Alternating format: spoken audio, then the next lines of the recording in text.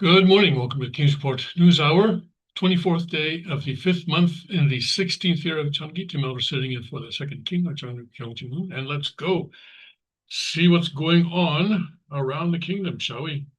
And I don't have my crown on. Let's check myself before I start. There we go. That's better. Now I'm properly dressed. Okay, sorry about that.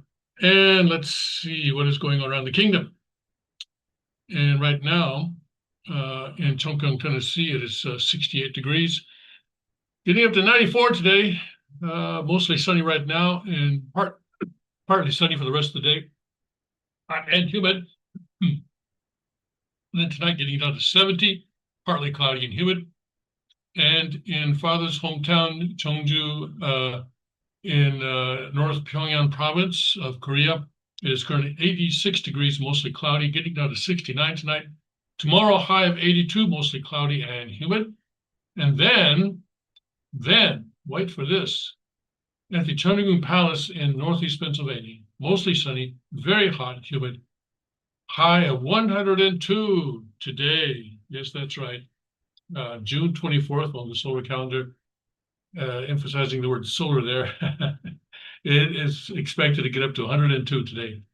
So stay hydrated. And then tonight, clear to partly cloudy, warm and humid, little heat relief, uncomfortable night for sleeping without air conditioning, low of 70. Okay, well, it's 69 right now, so enjoy the 60s while you can. And in Liberty Rock RV Park in Limestone County, Texas, not even close to 102. They're only going to get to 92 today. Anyway, mostly clear right now in 71, partly sunny and humid, a high of 92 today. Tonight, clear and humid, a low of 73. At the Suncheon Palace in Korea, currently 69 and cloudy, low of 68 tonight, cloudy and humid with a passing shower or two. Tomorrow, high of 83, occasional morning rain and a thunderstorm. At the Gunma Palaces in Japan, currently 80 degrees and cloudy, and then getting down to 74. Tomorrow, a high of 80. That's a big change, I think, from what it was just a couple of days ago. But a high of 80 tomorrow. And then in Ilan, Taiwan, subtropical and everything, all that. But no, right now, 86 and sunny, humid with times of clouds and sun, and a high of 91. So they're not even close to winning the prize today. And tonight, partly cloudy and 79. Let's see, is that still true? Yeah, well, let's call it. Yeah, let's call it that tonight. Okay. Oh, okay. So tomorrow, actually, a high of 94. Correct myself. All right. So yes, Northeast Pennsylvania. I better watch out. Okay. Oh, I see. Okay. I was wondering what that shiny object was. It's my water bottle. Let's go to Father's Word. Let's see here. Put some light on this. Okay. 하나님이 사랑권 안에서 이상적인 가정을 이루고 종족을 이루고 민족과 국가를 형성하고 함께 되어서 아담의 이상이 실현되는 하나의 이상적 세계를 이루었을 것입니다. So, okay, Father's talking about what would have happened if Adam and Eve had not fallen. Okay, so they went within God's realm of love. They would have established a ideal family and a 종족 or a tribe, a ethnic group, and a nation. And then this would have been expanded even further, and so it would become an ideal world in which the ideal of Adam would have been realized. The ideal of Adam would have been realized. Just like the root of a tree, the trunk and the leaves are all connected to one life. In the same way, we've been connected by love, centering on love, with God above us, attending God as our Father above us, and below us, all humanity as our brothers and sisters. And so the entire world would have become an organic body of love.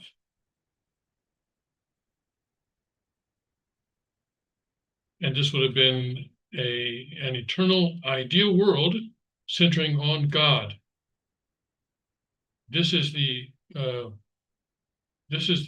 worldview centered on God's will.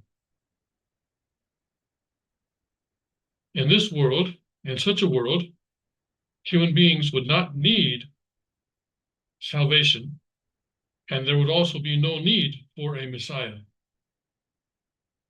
The reason is that the people who live in such a world would be the sons and daughters of goodness of God. There you go. So that is the world that we are working toward, and it may seem I don't know who would think this, but it may seem that we're kind of far from that. But if we I think if we look back though, we see though that there has been a great deal of progress toward that, right?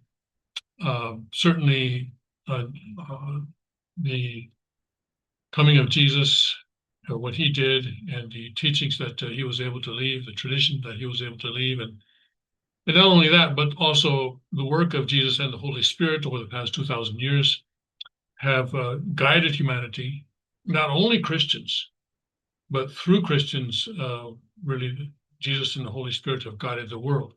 Because right now, the entire sort of ethos or value system of the world, even for atheists, even for communists, well, I don't know what communists, at least for atheists, right? At least for atheists, they still adopt the Christian values of morals. Don't kill, right? And generally, it's frowned upon to continue to commit adultery, and stealing is generally frowned upon, and so forth and so on. And so, even though there may not be a belief in Jesus as the Son of God, resurrected, and so forth, but still, the value systems that have come out of Christianity, developed Judaism and into Christianity, are right now the mainstream values of the world. Communism, not so much. Communism, of course, the values is that thou shalt not criticize the Communist Party. Thou shalt not have any party before you other than the Communist Party. So instead of God, they have the Communist Party. And that is certainly true. All right, so praise God for the word that he has given us today, now. You got to pay attention, right? Things are happening very quickly. And so President Trump came out and announced that Israel and Iran had agreed to a ceasefire. I see here that maybe, well, that's okay. Ceasefires are never perfect. And Israel says that Iran attacked, and so they're going to attack back and so forth. But that's how it works with ceasefires. They're never perfect. So let's see if this really holds. But I think much of what I was saying yesterday though still holds. In other words, even if Iran was not trying to get a nuclear weapon before this, they definitely are now. and let me show you. This is an article actually in Newsweek, I believe Newsweek wrote this article, which actually sort of focuses on that point, that Iran now is going to take a lesson from North Korea. A senior Iranian lawmaker has stated that fellow members of the Islamic Republic's parliament were considering a withdrawal from the multilateral treaty aimed at curbing the proliferation of nuclear weapons after a series of unprecedented U.S. strikes. To date, North Korea North Korea is the only nation to have acceded to the treaty, in other words, left the treaty, on the non-proliferation of nuclear weapons. And subsequently, well, I'm sorry, acceded means to join and then withdrawn. So acceded to the treaty of the non-proliferation of nuclear weapons and subsequently withdraw. So North Korea right now, they agreed to the treaty, but then later on decided, no, we don't want to be a part of this after all. One other country, South Sudan, opted not to accede to the treaty after gaining independence from Sudan in 2011, joining India, Israel, and Pakistan as the world's only non-NPT states. So let's look at that list. India, Israel, and Pakistan, okay? So India and Pakistan were involved in India and Pakistan were involved in a bang bang shoot 'em up just a little while ago, right? And so that's why that because they're not only nuclear states, but they're not members of the NPT treaty. So that could have been very serious, but fortunately that was stopped. And Pakistan says that President Trump had a major role in that. India says no, that's not true. But anyway, Pakistan, of course, nominated President Trump for the Nobel Peace Prize just 24 hours before he bombed Iran, an ally of Pakistan. But anyway, like I say, you got to pay attention. All right, so anyway, Pyongyang and North Korea officially left the NPT in January 2003, just 2 months before the US-led invasion of Iraq, citing concerns that the United States was planning a preemptive attack against North Korea, and went on to conduct the nation's first nuclear weapons test in 2006. Yeah, and I think you can see North Korea's logic here. People say that, oh, North Korea is crazy, but no, they have their own logic. And I don't agree with them. You may not agree with them, but they do have a logic here. And now they are solidly a nuclear state. Iran has always denied seeking nuclear weapons and has yet to signal any shift in its official doctrine. However, officials and lawmakers have increasingly questioned the nation's commitment to the NPT and other international obligations in the wake of a campaign of strikes launched by Israel last week and joined by the U.S. on Saturday. So that's why I say they're going to seek a nuclear weapon now. Especially if we hear that they've withdrawn from the NPT, that's going to be their purpose. And what may be the most serious indication that such a move was being weighed, the semi-official Tasnim news agency cited Ibrahim Rezai, spokesman for the Iranian Parliament's National Security and Foreign Policy Committee, as saying Sunday that a review of the NPT treaty and Iran's non-membership in it were among the common demands of lawmakers, which are scheduled to be on Parliament's agenda. He also said that most members of the committee have strongly criticized the performance of the International Atomic Energy Agency and called for the cessation of cooperation or suspension of relations with this institution. Now, Secretary of State Rubio is saying, listen, they were clearly working toward a nuclear weapon. They had, 60%, I think, concentration, or 60%, which is far more than they would need for any kind of civilian use. So the Trump administration's position that Iran was seeking a nuclear weapon may have solid ground. I don't know. We don't have access to the actual documents and the actual data they're looking at. So to some extent, we have to trust them, I suppose. But anyway, but on the other hand, Tulsi Gabbard, the director of national intelligence, and we know that Tulsi Gabbard is very strongly anti-war. She expressed this very much in her congressional committee testimony when she was, being considered for the position by the Senate, being considered for confirmation. So was she wrong? And if she's wrong,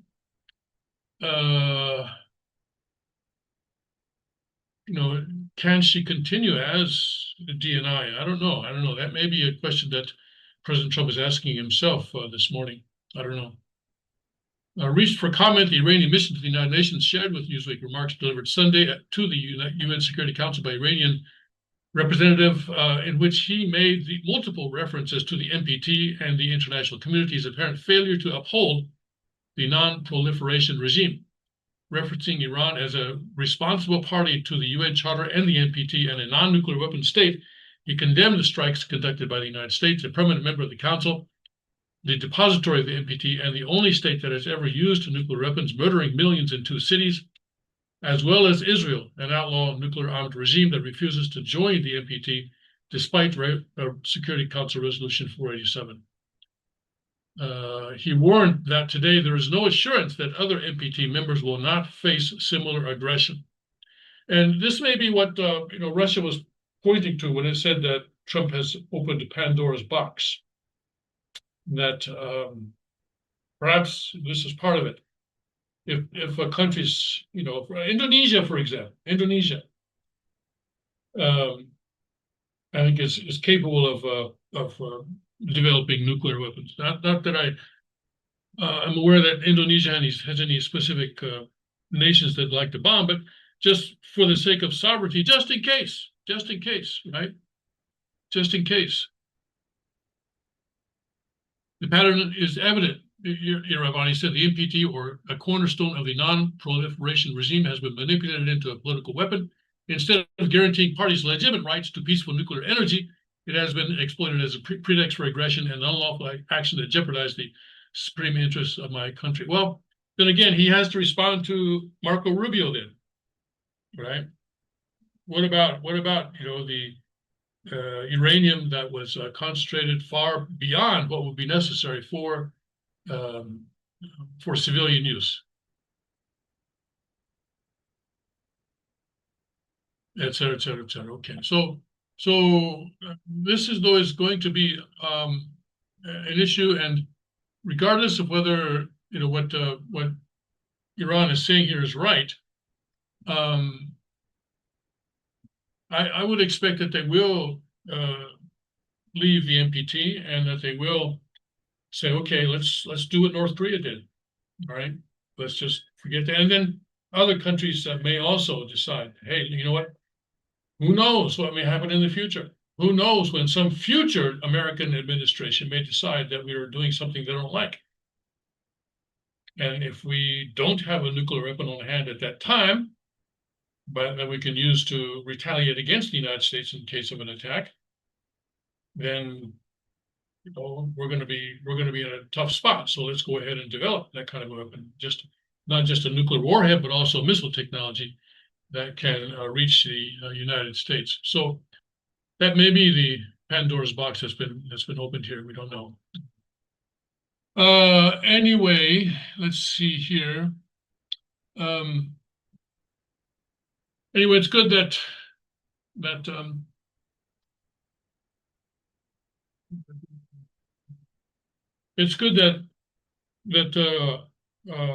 a ceasefire has been declared, although this is not a peace agreement. This is not a peace agreement. It's just a ceasefire. That's certainly a major step in itself. President Trump, just checking his Truth Social app, let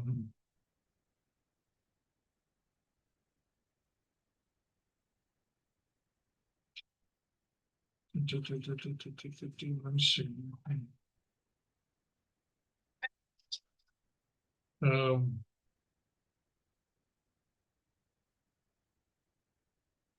let me do this. He says, this was 9 hours ago. Israel and Iran came to me almost simultaneously and said, peace. I knew the time was now. The world and the Middle East are the real winners. Both nations will see tremendous love, peace, and prosperity in their futures.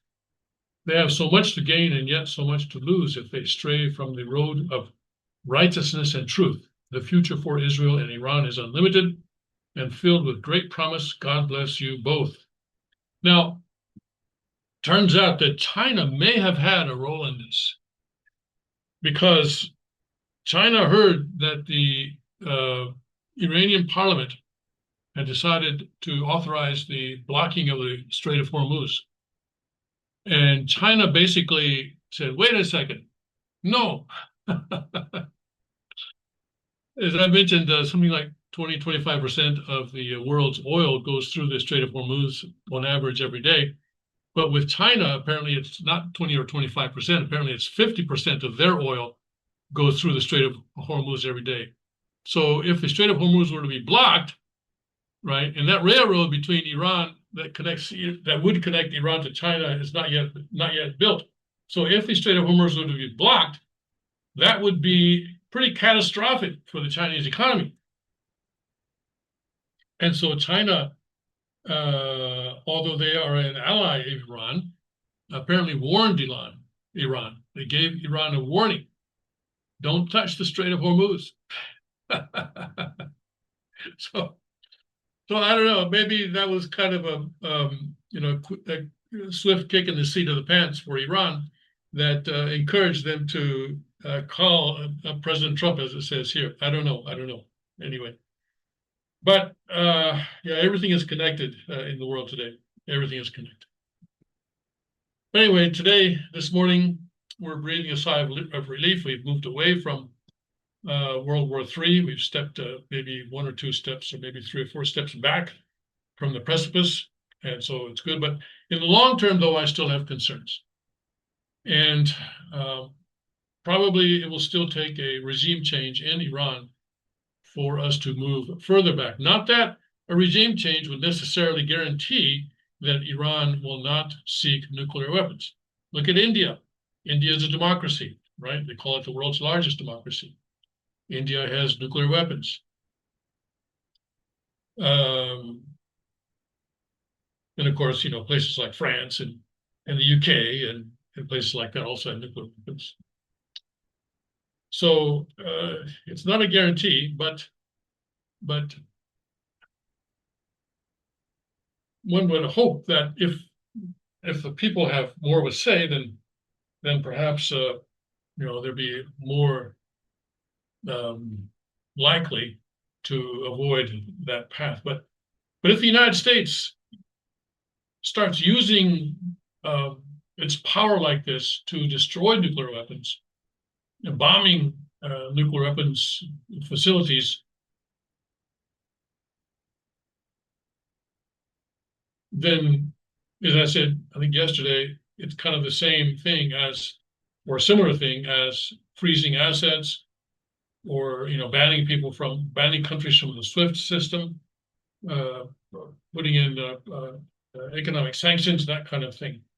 Because every time you punish someone with force like that, there's always a reaction against it.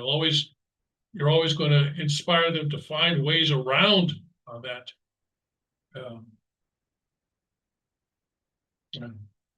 So the best thing is to somehow, father is always what? Education.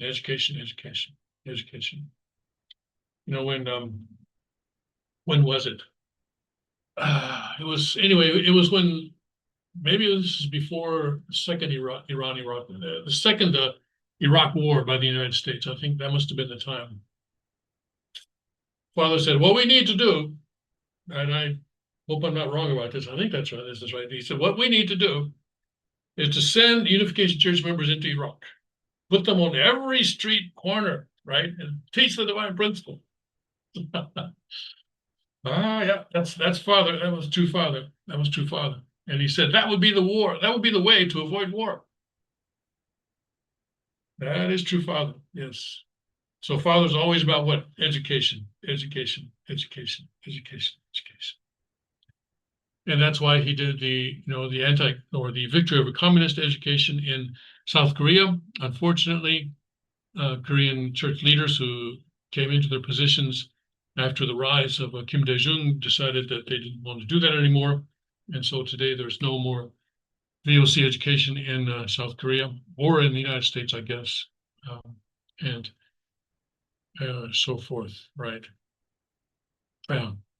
So education, and eventually it has to be done by education. Education is loving education. That's really the only long-term solution. And then international and intercultural marriages. Someone sent me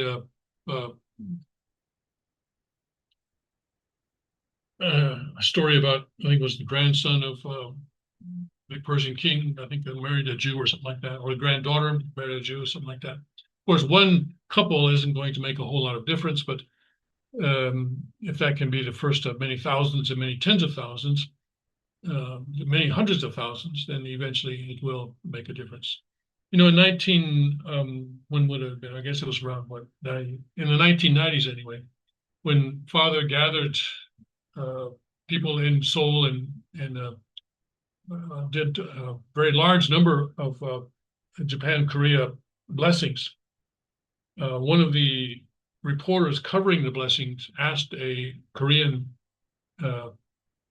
diplomat, I believe it was a Korean diplomat, either a Korean or Japanese diplomat, will this make a difference in Japan-Korea relations? And, you know, I can imagine the diplomat was dismissive. And he says, no, it's not going to make a difference. Well, of course, it's not going to make a difference today or tomorrow, but Father was playing the long game, right? And he was saying, listen, if you bear children, you got to bear children for one thing.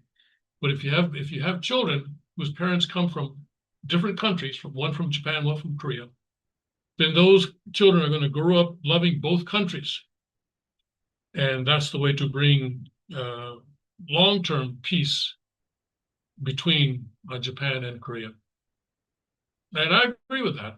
If you want to play the long game, that's the way to do it. That's the way to do it. And if you want to play the short game, well, there isn't a short game. There will always be enmity between Japan and South Korea in the short run until the long game starts to pay off. And I think something similar is true between Islam and Israel. Of course, Iran is not Arab. That's why I say Islam rather than Arab. But you know, between Palestinians in Israel, between Arabs in Israel, between you know, Persians and Israel, and other sort of Islamic communities in Israel, there's going to have to be intercultural and international marriage on a large scale for those wounds, shall we say, for it is wounds actually, now, for those wounds to heal somehow. Okay. So anyway, there is more hope today than there was yesterday. So that is good. That is good. Okay. I see where President Trump is posting a meme here saying that his approval rating is now at 56%. And he says the source is Rasmussen Reports. And maybe Rasmussen is doing something that I don't have access to without paying money. That's probably the case. The 5-day moving average that I'm looking at says he has 51% support, 47% disapprove. But I expect that you know, the ceasefire will be reflected in his approval rating over the next few days. Okay. All right. And President Trump has another reason to be happy this morning, because members of the Federal Reserve are now talking more and more about cutting rates. More and more. They haven't done it yet. But I think he has more hope than ever that this will happen. Yeah. You know, and someone was posting online that, you know, President Trump is about wealth. And he sees wealth as, you know, as growing when interest rates are low, because then more people can invest, or they can invest more money and make more money and grow their wealth, is how he looks at it. Right? Yeah. And also, Scott Bessent, the Treasury Secretary, has said that, listen, the way you cut the federal deficit is to privatize, or to cut the federal workforce and put more functions of the federal government in private hands. Which, hey, where did you hear that before? This is what I've been saying for the past several years. It's good to hear someone like Scott Bessent saying something similar. Anyway, we'll see how that works out. But of course, the Democrats are absolutely opposed to that, because it's fundamental to the Democrats' political ideology that government has the answers. Government must play a role in solving all problems in society. And so you cannot trust private individuals motivated by profit to do any good for society. So there is a fundamental disagreement there. Let's see, but right now, hey, President Trump is president, and if he can keep this thing going beyond next year's midterm elections, and maybe even to another term by J.D. Vance or someone else who carries on the Trump mantle, then perhaps America can actually begin to get out of this a very, very difficult situation. All right. Let's see here. Taiwan president. Let's see here. He gave a speech, which the Epoch Times is not carrying. And I don't know why, but anyway, I cannot get access to this speech. I even did a search, a keyword search on Epoch Times for this, and it did not come up. Anyway, this is from a Sri Lankan paper. And I don't know, maybe the Epoch Times tailors their content to different regions, but I'm not even using a VPN this morning, so I don't think. Am I using a VPN? I don't think so. Let me check. I don't think so. Am I? Let me just make sure. Okay, I am. Okay. I am using a VPN. And so I've set my location to the United States. And that may be the reason that it didn't come up on the Epoch Times, but that made me frustrated because, actually there's very, very little about China or Taiwan on the Epoch Times that I'm looking at. Anyway, so let's look at what Taiwan president said. Let's see. Taiwan's president rallies for unity and asserts sovereignty as China tensions rise. While the unity campaign is directed primarily at a domestic audience, it is expected to provoke a strong reaction from Beijing. Taiwan's President Lai Ching-te launched a national campaign for unity on Sunday with a bold declaration of Taiwan's de facto independence, pushing back against growing military and political pressure from Beijing.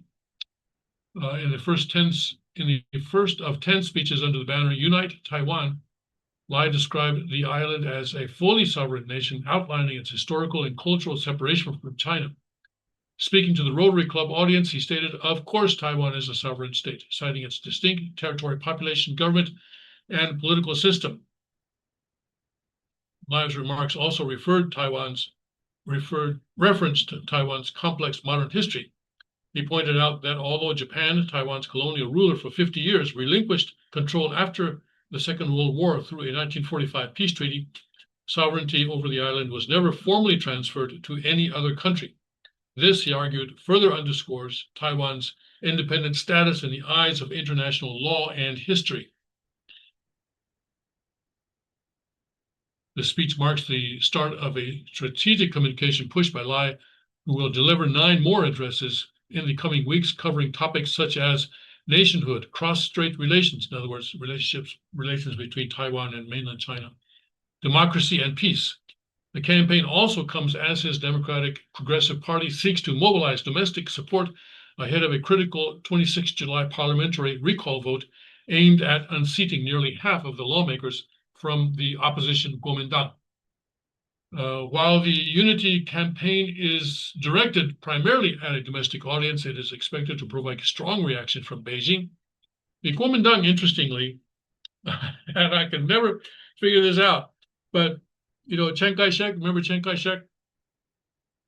He was sort of the first ruler of Taiwan for many, many years, and he was the one who led the nationalist forces in the civil war against Mao Zedong and the Communist Party's Eighth Route Army, and lost, right? And sort of went into exile basically on the island of Taiwan. So you would expect the Kuomintang to be vehemently anti-communist, wouldn't you? Wouldn't you? Wouldn't you? I would, but no, they're the most pro-Chinese Communist Party group in the politics of Taiwan. Someone explain that to me.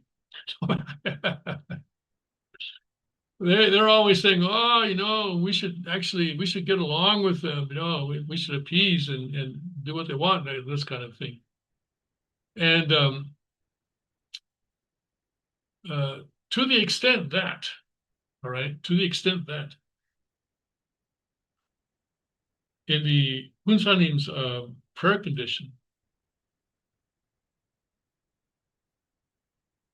they're actually not praying for the demise of the Chinese Communist Party. Instead, they're praying for the demise of political Satanism. So think about that for a minute. Think about that.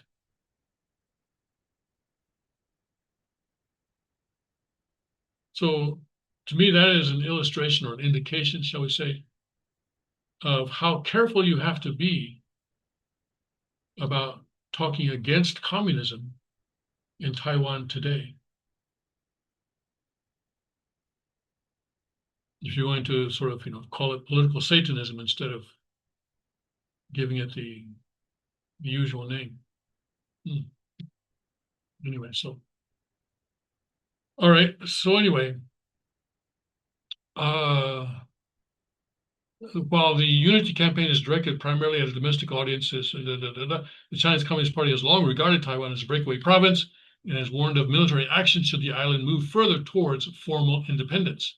And Lai's, his position has always been, we don't have to declare independence. Why? Because we're already independent. So that's his position. Observers believe Lai's assertive tone, while consistent with long-standing DPP policy since 1999, could further inflame tensions.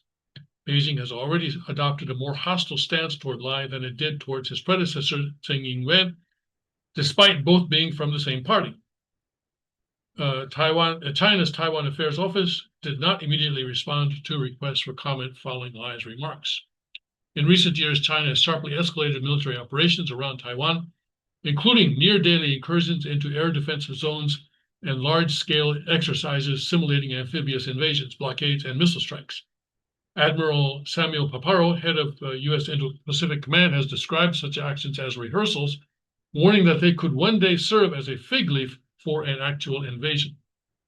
Since taking office in May 2024, Lai has faced increasing Chinese military maneuvers, espionage, and diplomatic pressure as Beijing works to isolate Taipei on the international stage. But on Sunday, Lai responded with defiance, tracing Taiwan's indigenous Austronesian roots. What on earth does that mean? And highlighting its long-standing separation from Chinese control. Are they going to explain that? Okay, let's look that up. What on earth does Austronesian mean?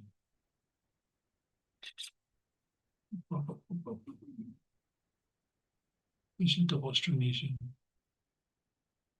Austronesian meaning, okay. Referring to or denoting a family of languages spoken in an area extending from Madagascar in the west to the Pacific Islands in the east.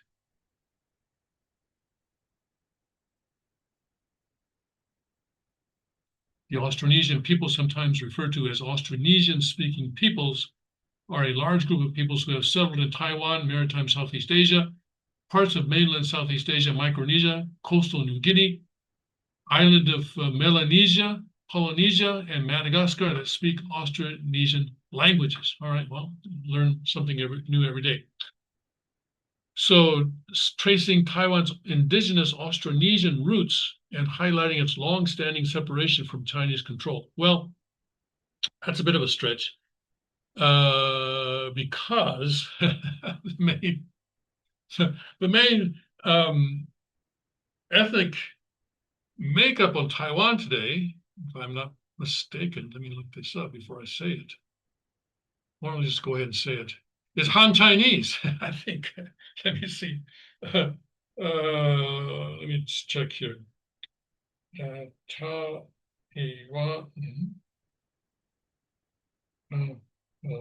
Yes. Ethnics. Okay. Taiwan. Okay. Oop. Oh, oops, I'm sorry. I got ethics instead of ethnics. Ethnicity, okay, Taiwan ethnicity, that works. Yes, okay, Taiwan's population is predominantly Han Chinese, with over 95% of the population identifying as such. Okay, so I'm sorry, Mr. President. No, you guys are 95% Han Chinese, probably including you. However, the Han Chinese population is diverse, with subgroups such as Hoklo, also known as Hokkien, Hakka, and mainlanders, those who arrived after World War II. Additionally, about 2.3% of the population are Taiwanese indigenous peoples who are of Austronesian descent. So 2.3%. Anyway, we're not going to quibble. Okay, we're not going to quibble. Okay, praise God. Okay.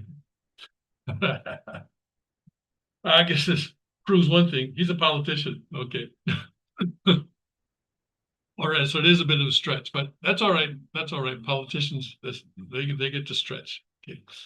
But this is interesting that he's going to give a series of 10 lectures, 10 speeches, and he's giving us, and the Chinese Communist Party, foreknowledge of that. And basically, he's calling the CCP's bluff, isn't he? Basically, he says, hey, you guys are threatening to invade us. Well, let's see you try. You know, 9 more speeches. And Beijing is saying that, and Beijing has always said that if Taiwan formally declares independence, we will invade. And so the previous president from the same political party was saying, well, we're not going to actually declare independence, but let's just sort of go ahead and do our thing. And then the new president has taken a step forward and said, we don't need to declare independence because we are independent. And these 10 speeches apparently are going to emphasize that point, and it would seem that he's calling the CCP's bluff. I hope he knows what he's doing. Probably doesn't. But certainly you've got to give him credit for courage. All right. Okay, let's see here. Let's see what else we got going this morning.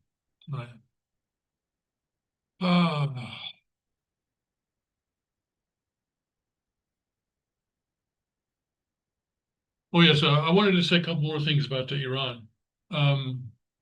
So apparently, during the G7 meeting, NBC News is reporting this. Iran passed a note to President Trump saying that if you attack our nuclear facilities, then we will activate our sleeper cells currently existing in the United States. And we know, of course, this is no longer NBC News. This is me and you. We know, of course, that Biden allowed thousands of Iranians to come into the United States, and apparently, at least Iran is maybe a bluff, but Iran is saying that they have sleeper cells in the United States, and that may be true. Just because there's a ceasefire in terms of the missiles and drones going back and forth between Iran and Israel, does not mean that Iran is giving up on the idea of retaliating against the U.S. attack in a big way. Prior to the attack, I think their supreme leader was saying that that if this happened, they would retaliate in a way that, I think his phrase was, in a way that the world would remember for 1,000 years. Well, okay, maybe not 1,000, maybe 950, I don't know, but something big, something at least as big as 9/11 is what he's trying to say. And again, that may be more, bluff. We don't know. But President Trump has gone ahead with this attack, despite that kind of a warning, which I commend him for. I think, yeah, we needed to make sure that Iran would not get a nuclear weapon. And well, I guess we have to go ahead and trust that Rubio is telling the truth, that Iran had gone beyond the need for any kind of a civilian use. I guess we'll find out later on, but for now, anyway, we have to believe Rubio that he's telling us the truth. All right. So we need to be careful because in any case, Iran is determined, A, to build a nuclear weapon no matter what, and B, to retaliate against the United States in a big way. And that attack against the base in Qatar, that was nothing. I mean, they even they even gave the United States a warning hours in advance. And President Trump even thanked him on his Truth Social, saying, "Hey guys, thanks for the warning." And so no Americans were hurt, and Iran made sure that would be the case. But something much bigger is coming, I'm afraid, and perhaps a regime change will change that situation. Perhaps, but even if there's a regime change in Iran, the sleeper cells will remain, and they may already have their orders, which they will carry out no matter what happens in their home country. So we need to be careful. And so stay away from large crowds, and prepare your family for emergency situations. I really recommend having this app that my wife and I have that allows us to know where we are. I always know where she is, and she always knows where I am. And I think that kind of an app is important.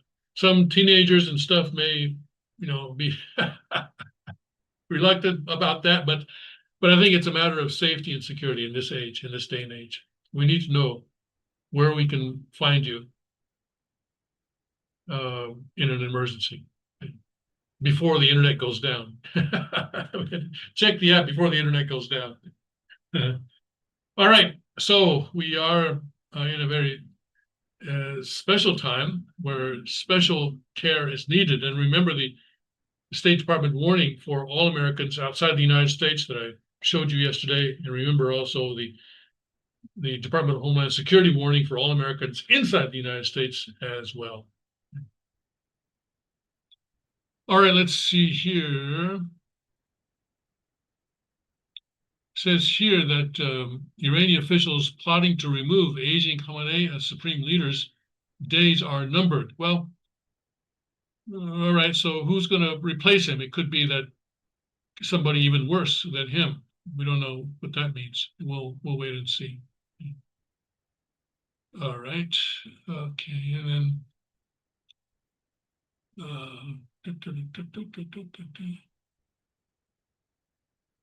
Trump to attend NATO summit. When is that going to be?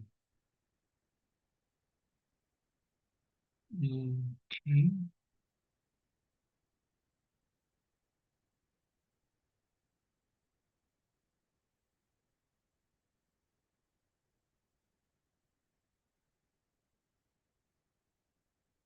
On Wednesday. Okay. There's going to be a NATO summit on Wednesday. And perhaps the attitude of the NATO members will be different this time. President Trump departed early Tuesday for the NATO summit in The Hague, Netherlands, just days after he made the decision to launch strikes. It'll be the first time Trump will face the European-US ally since returning to the White House in January.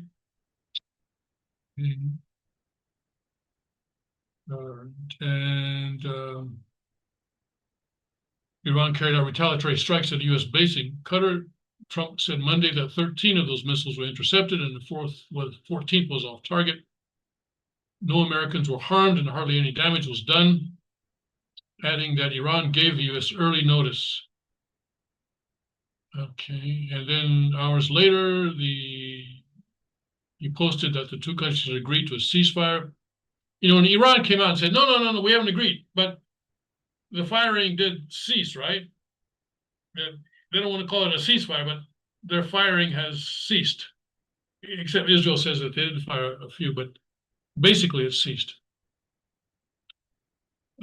He told ABC News on Tuesday he is not happy with either Israel or Iran after the opening hours of a nascent ceasefire between the two combatants were marred by reported exchanges. Trump said Iran and Israel both violated the ceasefire. Israel, as soon as we made the deal, they came out and dropped a boatload of bombs of which I've never seen before. Biggest load that I've seen. I'm not happy with Israel. Okay, when I say now you have 12 hours, you don't go out in the first hour and just drop everything you have on them, the president said. So I'm not happy with him. I'm not happy with Iran either. Okay, and then the conflict will undoubtedly loom large over this summit, just as it did with the G7 summit in Canada, which Trump left early to monitor the growing crisis between Israel and Iran back at the White House. The trip will be brief. He is expected to leave the White House early Tuesday morning, that'd be this morning, and return to the U.S. on Wednesday evening. Upon his arrival in the Netherlands on Tuesday night, Trump will head straight into the pomp and circumstance. He will attend a formal dinner, et cetera, et cetera. On Wednesday, he will attend the NATO summit, where he will participate in a NATO family photo, a photo spray at the top of NATO Secretary General Mark Rutte's remarks, and then the first plenary session with NATO leaders. He will then spend a few hours engaged in bilateral meetings, although it is not yet known which leaders he plans to meet, on the sidelines. He will then hold a news conference where he will surely face questions about his order to strike Iranian nuclear sites and the impact of that mission. After the news conference, he's set to leave the Netherlands and return to the U.S. Okay. His key priority as he goes there, he wants the alliance to codify an increase in defense spending across all member nations from 2% of GDP to 5%. And this has been a signature issue for Trump well before the new Middle East conflict. Okay, right. And, back in 2017, when he began his first term, he was saying, yeah, we're going to leave NATO. But that turned out to be a kind of a negotiating tactic. Okay.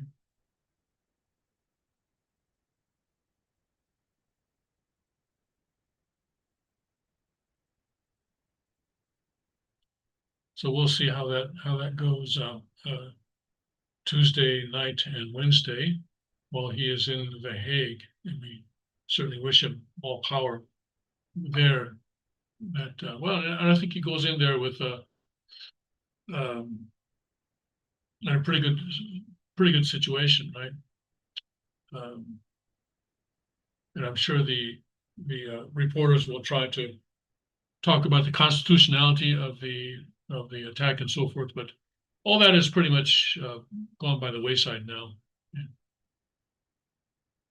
Yeah. All right, let's take a look at Breitbart, shall we? See what they're doing. And Breitbart is, of course, leading with the fact that both Israel and Iran violated the ceasefire terms. I'm not happy with Israel, he's saying.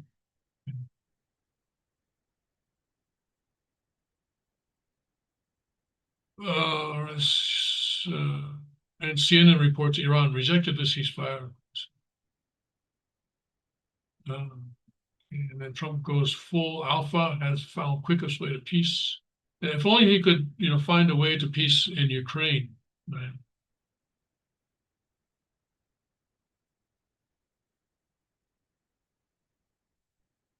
All right. IDF reveals significant role of secret electrical warfare unit in foiling Iranian drone attacks. Okay, good for them. And Supreme Court clears the runway for rapid deportations to alternative nations. In other words, like South Sudan, for example. I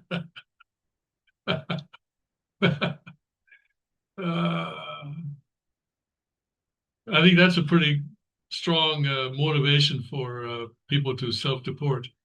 They get caught, they'll get sent to South Sudan or someplace like that. Mm. Mm. Okay, still the never Trumpers are trying to say that nothing has changed and stuff like that, but the politicians know that that's not the situation. Kane, senator from Virginia, Democrat. There will be Republican support for his war power resolutions, and he may be right. I think, in fact, Murkowski of Alaska, senator from Alaska, even said that if after next year's midterm elections, the Senate becomes 50-50, then she will be willing to vote with the Democrats to give them the majority. In other words, hand the Senate over to the Democrats so that President Trump cannot pursue his agenda.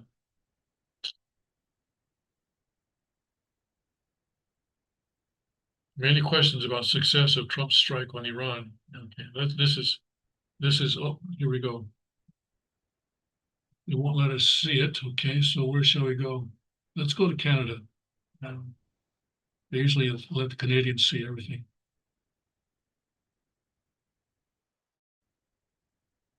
Connecting to Canada, refresh.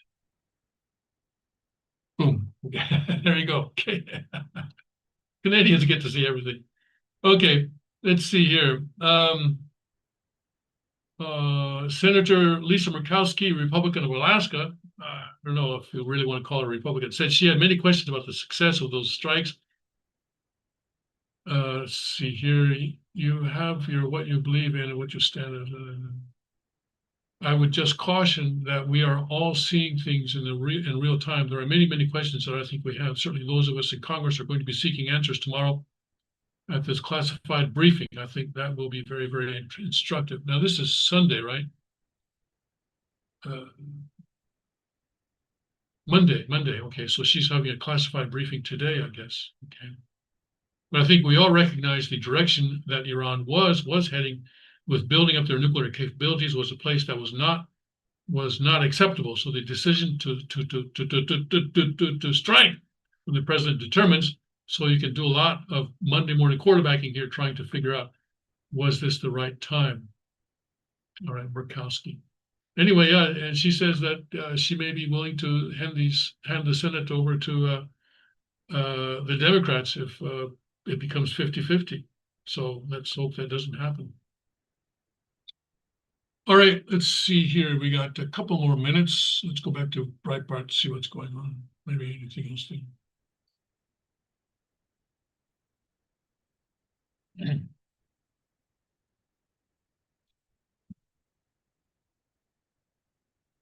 What else do we have here? Let's see, Murkowski. There we go. Okay, here we go. It's still, this is the left's hearing. Here.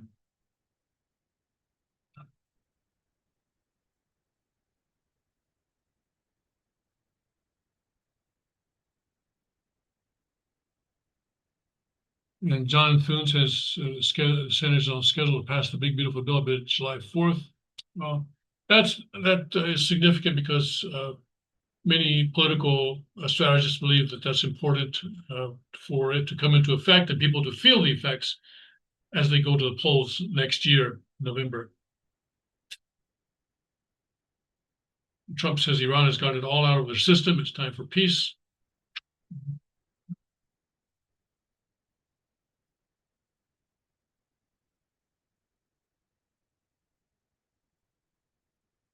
Celebs, of course, attack Trump over the strike. Anything for clicks, right? Anything for views. And someone had a was it a meme or a post that said, okay, one day these people are carrying Antifa flags, next day they're carrying Palestinian flags, next day they're carrying Venezuelan flags, next day they're carrying Iranian flags. What's going on here? I think that's a good point.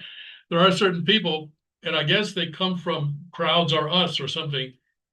Somebody is organizing these crowds and paying them, and of course, they're getting money from Soros, but also this billionaire that we learned about, who is based in Shanghai, this American billionaire based in Shanghai, who is also trying to,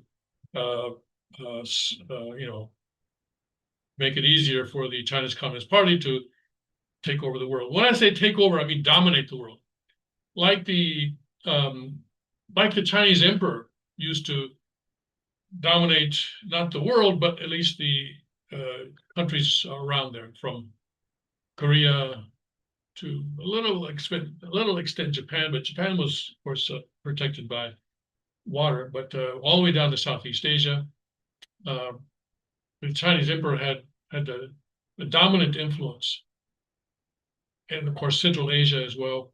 No, not going all the way to Europe, but they had dominant influence. And I think that's the kind of model that the Chinese Communist Party today would like to have for the entire world. Hey, listen, we offer stability. You know, what do you guys have against stability, right? You know, and we can show you how to build a social credit score, and so that people will be punished for bad behavior. They won't be able to buy airline tickets or bus tickets or anything like that, and also their mortgage interest rates will be higher if they're not behaving. We can show you how to do all of that, and we can also show you how to censor the internet, right, and censor out certain words. Like you try to find, you know, Tiananmen Square in China's internet, any reference to the June 4th in 1989, and you won't be able to find it. We can show you how to do that. So we create stability. Yes, we create stability, and everybody loves us. So they are all for creating that kind of a world. And there are many people in the West who would like to see that. Soros is not the only one. All right, I gotta go, and I'll see you all tomorrow. Tomorrow's Wednesday.